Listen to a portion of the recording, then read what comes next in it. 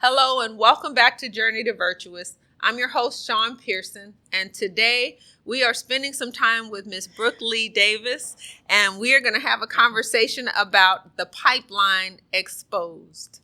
Now, before Brooke tells us a little bit about the pipeline, I want to share the piece of my story that is relevant to this episode. I think it's important for you all to understand why I am bringing the guests that I am bringing. Ms. Brooke Leigh Davis took a huge leap of faith to leave one state and travel across the country to land in a place where she knew no one except one or two people, with no plan, but with the intent of being obedient to what God has called her to do, which is very similar to what God did with me. He planted me in Arizona from California. I came to a place where I knew no one. I had just my children and the instruction that God had given me to come here and to do a work that was very scary, very intimidating, and I had no clue where to start. All I knew was God said that I was going to be his example of a virtuous woman. And then he plopped me in the middle of a state to begin using my gifts for other people's businesses. And I wasn't quite sure where I fit in. I wasn't quite sure when I was supposed to start the work that he told me to do, or even sure what it was going to look like. And now, so many years later, I get to share my journey with Miss Brooke Leigh as she is excited. I'm going to declare she's excited, even though she may not be. I'm excited for you and the journey that God is beginning in you and through you. And the pipeline exposed is just the beginning. We're going to cry together. It is all right.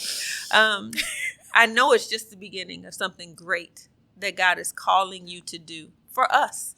For those of us who are artists at heart, we don't know where we fit. We don't know why we have this gift if we can't use it. We can't afford to live and use our gift to the fullest. And so I'm grateful for you being obedient and taking the leap to do the Artist Quarter and beginning with the pipeline exposed. And so if you could just take a minute to share with us whatever's on your heart right now. Well, right now I'm a little upset that I didn't bring the Kleenex with me because I was hoping not to do this. But as you were talking and just to think about what God has put in front of me to do and how grateful I really am. And you talk about the gifts that he's given me. And I realized that the stage I was preparing for was not the stage he was preparing me for. And I literally had that revelation today. Oh, wow. And it wasn't until yesterday that I was talking with a friend of mine about the pipeline exposed and the opportunity that has been presented here. Mm-hmm. And God brought me here to impact lives. Absolutely. And to be able to impact the youth in such a way that I know a lot of people won't say or see that this thinks that this is God. Mm-hmm.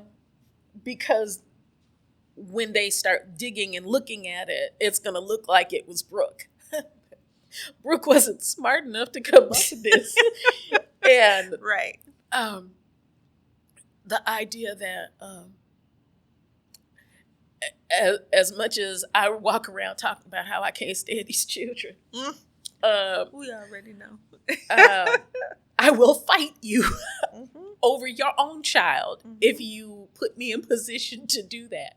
I will fight you for your own child if I don't like what I see, or if I feel like you're standing in the way of greatness, because God shows it to me when these children have something in them that needs to be pulled forward. So the idea that I get to begin the thing that he put in me to build with these kids. And it's amazing. It's amazing. It is amazing. And it's scary, but it's amazing at the same time. And I didn't realize until yesterday that I'm excited about it. Oh, wow. Because I'm scared about it. But I know that he has given me what I need. I know what it is. He told me, you have the plan. I did not tell you what you were going to do next because you plan it. And you'd have been here and still not been ready. Now you don't have a choice. Right. You have to execute. So go ahead and execute. And so I'm going to execute in my fear. There it is. Do it scared. But I'm excited. Even when I was talking with a few kids yesterday, and I said, you want to be in my after school program? And one face, she didn't know me from anybody. I don't know that she's ever seen me before, but I know that we've never spoken to each other. Right. So to see that even in the moment, she didn't know what I was asking for, and it was an opportunity that she saw. To express it's something. Okay. Yes. Yeah. And I've watched you for 2 years run from this. But it's very familiar to me because you've been willing to lend your gift to help me be great. You've been willing to be in the shadows and to be the wind beneath my wings, to do all the things that God has called me to do. But whenever we would talk about you doing the pipeline, or talk about the artist quarter, or talk about She Kicks Karate and all the many things that God has given you to do, whenever we would talk about those, it's like, oh, well, we'll get to that. I'm waiting on God to tell me. I'm waiting on God to show me, when, like you just said, he already told you what to do, but it takes courage to step out and to do that thing that he's called you, even if you're just doing the first step of it. And so that's why I'm so excited about the pipeline. I know when we first got started 2 years ago, you tried it for about 6 weeks and got a small group, and Tap Groove, the children's tap team that is still going, is a part of that. But I know there's so much more in you. And it's passionate for me because I remember being that child that was talented but had no outlet. We couldn't afford for me to take classes or to go places and to experience the things that I wanted to, having that artistic ability. And it was a teacher that came along and gave me an opportunity. So I got to see some off-Broadway plays, and I got to be part of an acting production and those different kinds of things. But had it not been for that person, I never would have had the opportunity to explore it.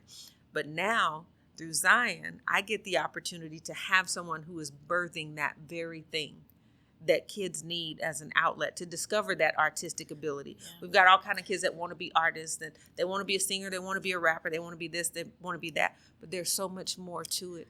There is, but that's why I call it exposed. Yes. Because not everybody wants to be an artist.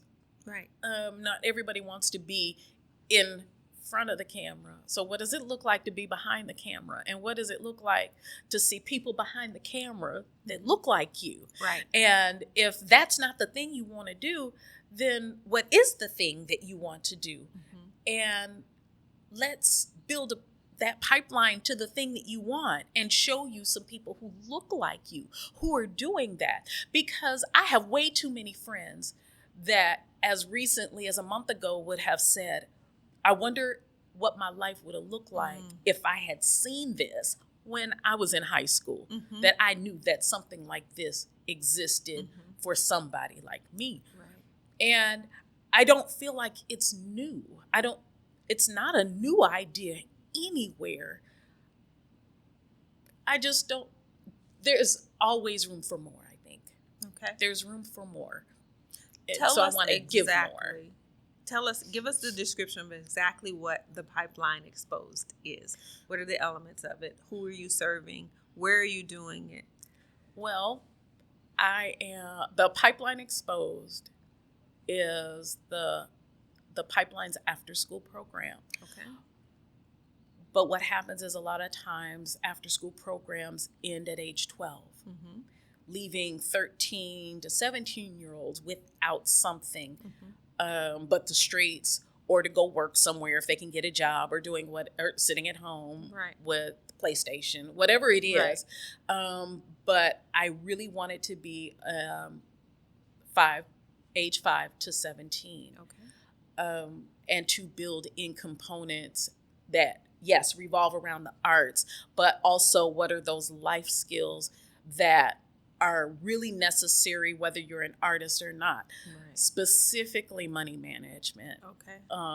And Okay. what does it look like to learn that Cash App is not your checking account? It might be convenient, but it's not your checking account. Okay. And the value of your checking account and the value of the dollar that you have and the Okay. power that you can have with it. So being able to stand up the pipeline in a place like Zion to embody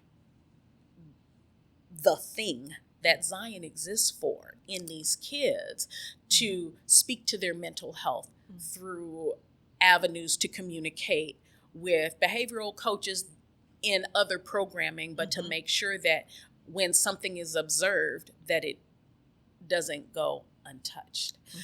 And what does it look like to address breaking the cycles of generational poverty through financial literacy classes and helping these children learn what it's going to look like when they do start to work, what a budget looks like, and what they can do with their money, but also for the older kids, even in the business development piece here. Yes. What does it look like to stand up that youth business development program for Zion so that the kids have a place where they can work and make their money and put that financial literacy piece to use in a place where the people care about what's happening with them and that they're getting their homework done and they're doing well at home and doing well at school. And when they're not, they have an avenue with someone who cares instead of going to Taco Bell where no one cares. Right. I shouldn't say no one cares, but it's Taco Bell.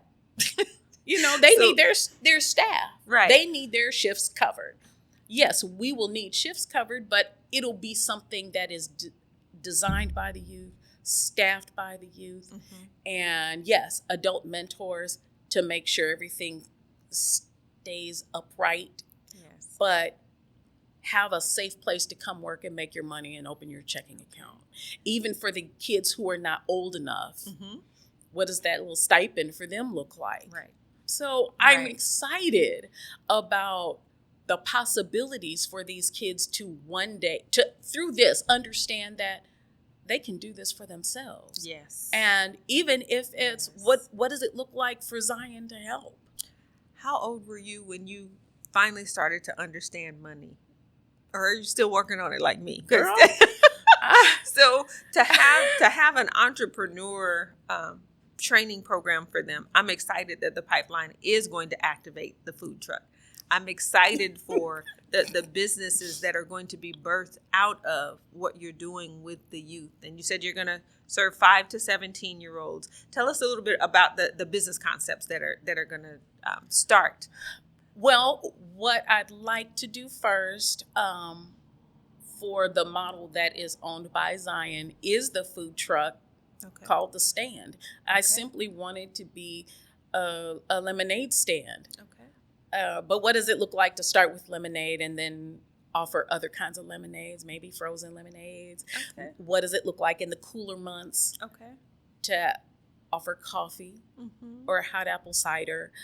But if we go back to movie nights in the parking lot, then what does it look like to have some things available then? So that's what I would like to start with. But in that, also talk with the kids about their dreams. Yes. If you had a business, if you wanted a business, what would it look like? Well, let's talk about it. And let's explore it. And let's try and put some things together.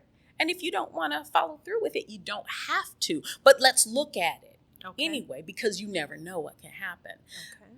The food truck will belong to Zion, but I hope that there is a teenager somewhere that has the vision for something that can take it and run with it. And I want us to be a part of that, of helping them to realize that dream. So that's the entrepreneurial portion of the Pipeline Exposed. The artist portion. Talk to me about the modules that you're envisioning launching in September. So here we're going to do some acting. We're going to do some singing. And we're going to do some dancing. And I'm going to let the kids speak into what the acting piece looks like. Okay. They're going to tell me what they're thinking, but I'm going to decide what that ultimately looks like. So they're not out here looking crazy. Right. But I want them to get an opportunity to understand what it's like to be in front of people. Okay. To you can be anybody else you want to be on this stage. Okay. So vision casting, I'm watching you light up as you share the vision, as you talk about the different pieces that can be done, the execution side of executing this work. And make no mistake, it is always easy to imagine the work, but when it comes down to having to execute and to do that thing, I want you to tell me what are some of those self-defeating thoughts that come up that have caused you to delay for 2 years doing the thing that you've had in your heart. A lot of that delay was these aren't things that I do. Okay. So I want people who do those things to do those things. Okay. I don't want to do everything. Okay. I don't. I really don't want to do everything. But something I said to your CEO in training about having to understand and know what each piece is doing. Mm-hmm. As the CEO, you need to know what those things are. Mm-hmm. So I was a little mad at myself for having that conversation.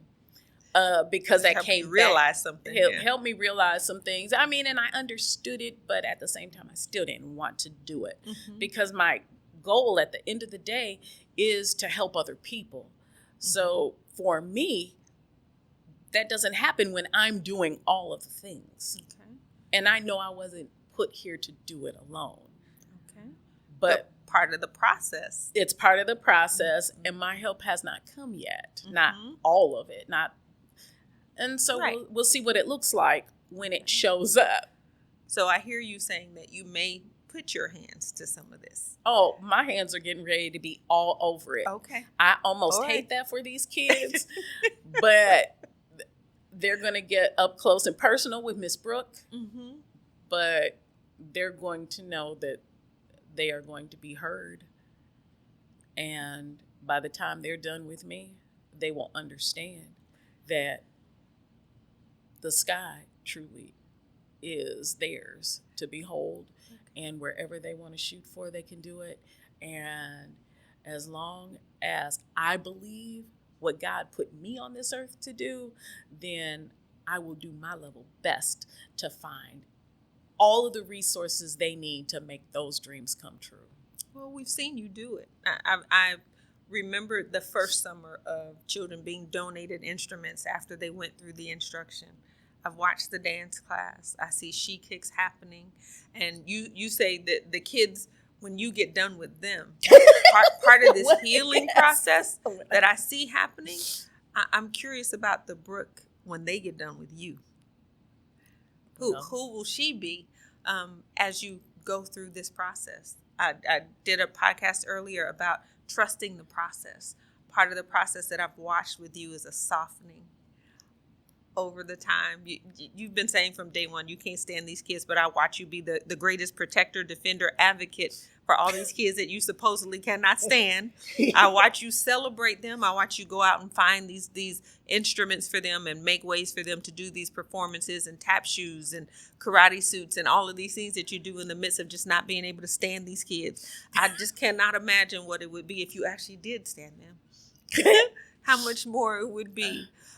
But this work of the Pipeline Exposed, it's significant, the target population that you're working with, because it's not families that can afford to have performing arts or have access to job development or entrepreneurship training. Talk to us about who you're serving in this group.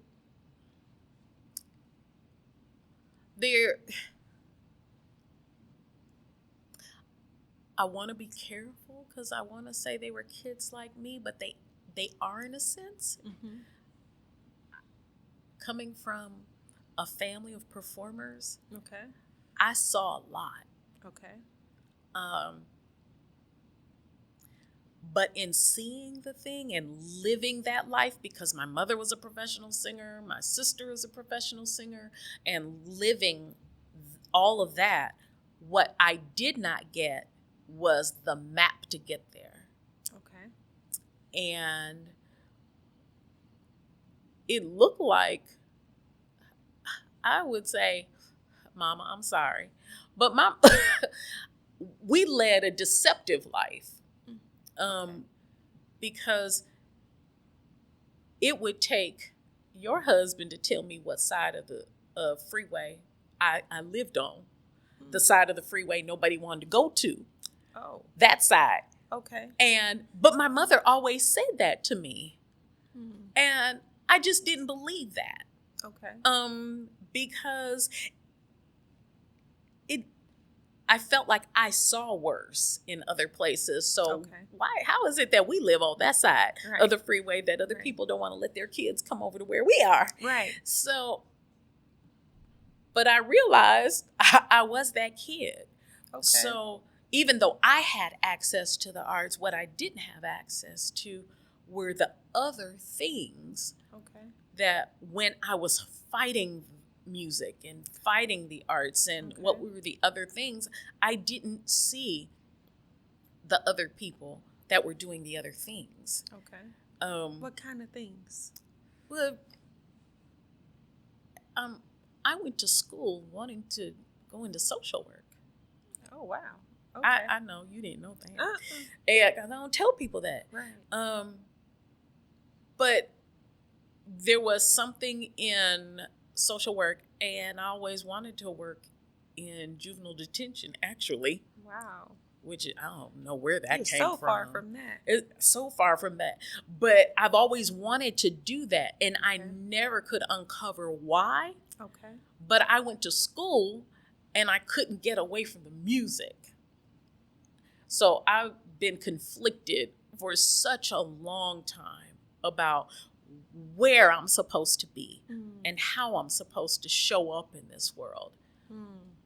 But I see what God has called you to do is marrying the two, because the majority of the population Zion serves is what I would define as the least of these. The ones that have been forgotten, or the ones that have been labeled, those children that have been exposed to the juvenile justice system, or they've been exposed because they have incarcerated parents, or there's foster care in the mix, there's DCS in the mix, there's poverty at great levels in the mix. But these are the very talented kids. Very talented. That you get the opportunity to serve. And so the Pipeline Exposed, I think, is exposing some things for you, as well as exposing the children to some things that they never would have had access to. Well, you said, what does it look like? What does Brooke look like when the kids are done with me? Yes. And in one of my therapy sessions in Nashville before I moved out here, I realized that I have put up so many walls and have guarded myself that the only place I felt free to be me was on stage. And that's the Brooke, that personality and that energy is what I'm supposed to have off stage. But I get off stage and I'm like, right, y'all get back. I got to go back behind my walls. Okay. And so the last several years have been trying to get to the medium. Where's the happy medium in that? Where you're still protecting yourself, but you're allowing yourself to, be free and be you, but to still care about what's happening to the people around you. So I'm still working on a whole lot of that. Figuring it out. I'm figuring a lot of it out. But the kids, I can be who I am with them. Well, to you, I say, welcome to your journey to Virtuous. Figuring out that happy medium is part of the journey. It's part of the process. I commend you for doing it scared. I commend you for coming on the show and sharing with us about the Pipeline Exposed. If you would, before we close, tell everyone when you're starting, how they can get access to the program if they have a 5 to 17-year-old that wants to participate. Okay. So here at Zion on Tuesday, right? Tuesday, because Monday's a holiday. Call 602-314-6022. And I will be here. I will have all the information for you. Come check us out over here on South 16 East Southern, on the corner here behind the Circle K. 1522. Yeah, 1522 East Southern Avenue here at Zion Institute. We are in South Phoenix, 85040. Please come and join us. If you have a youth between the age of 5 and 17 that is interested in the arts, interested in entrepreneurship, they can come be a part of Ms. Brooks' program, The Pipeline Exposed. And if we need to figure it out, let's figure it out. Yes. Let's figure it out. If you're interested in something else, come anyway. That's awesome. Ms. Brooke, thank you for joining us today on Journey to Virtuous. Thank you, audience, for taking time to listen. Bring your children. Bring your journey. We're happy to walk it out with you. I'm excited for what God is doing in my life, excited for what he's doing in your life, Brooke. Welcome to your Journey to Virtuous. We will see you all next time. Take care. Thank you for joining me on my podcast, Journey to Virtuous. Please like and subscribe. If you'd like to know more about the work that I'm doing, please visit me on social media at thezioninstitute.org or Whisper Consulting, or also Sean Pearson Journey Coach. You can also find me on one of my websites, thezioninstitute.org, thezioninstitute.org, or whisperconsulting.com. That's WISPHER consulting.com. Thank you for your support.